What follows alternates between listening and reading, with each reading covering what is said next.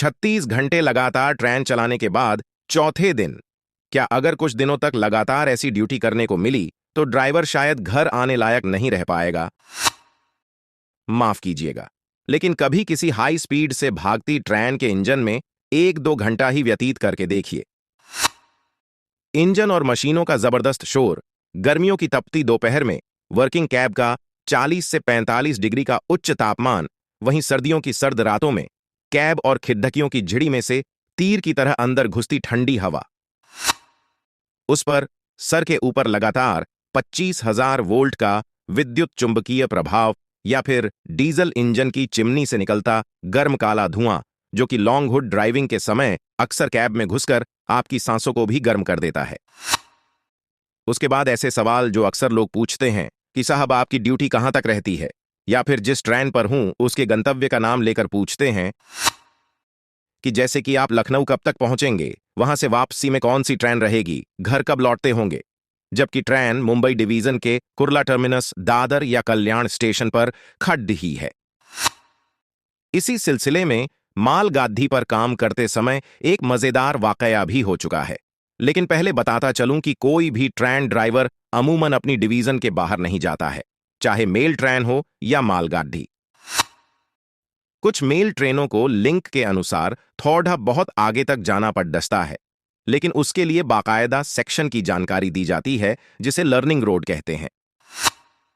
Duty के घंटे कम या ज्यादा हो सकते हैं, लेकिन दूरी हमेशा निश्चित रहती है। किसी वजह से कार्य के घंटे ज्यादा होने पर दूरी कम हो सकती है, जैसे कि मालगाड़ियों के मामले में कभी कभी लंबे समय तक लाइन क्लियर नहीं मिल पाने के कारण मालगाड़ी चालक की ड्यूटी निश्चित दूरी पूरी करने के पहले ही खत्म हो जाती है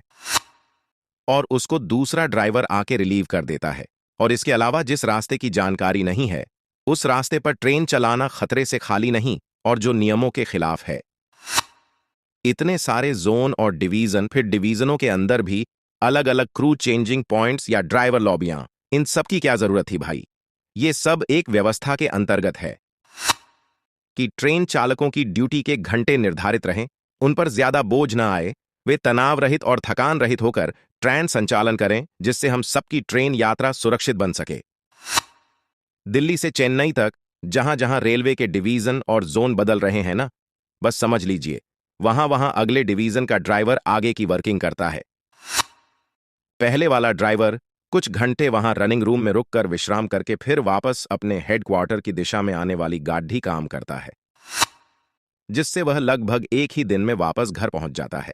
यह सब काम ट्रेन लिंक और क्रू लिंक के अनुसार किया जाता है, जिसे आप ड्यूटी रोस्टर की तरह समझ सकते हैं। ये सभी लिंक डिवीजन स्तर पर जोनल अधिकारियों एवं रेलवे बोर्ड के दिशा निर्देशानुसार बनाए जाते हैं। कुछ उच्च गति हाई स्पीड ट्रेनों जैसे कि राजधानी एक्सप्रेस के लिंक हेडक्वार्टर स्तर पर भी बनते हैं। इन ट्रेनों के हाल्ट बहुत सीमित होते हैं, तो ड्राइवर को थोड़ा ज्यादा दूरी तक काम करना पड़ता है, लेकिन एक तो ट्रेन की गति ज्यादा है, इसलिए काम के घंटे लगभग उतने ही रहते हैं। दूसरे, यदि लिंक के मुताबिक रेस्ट नहीं मिल रहा तो वापसी में स्पेयर कार्य मुक्त कर दिया जाता है, मतलब अब आराम से ट्रेन में सोकर अपने हेडक्वार्टर जाइए, और इसे भी ड्यूटी माना जाता है।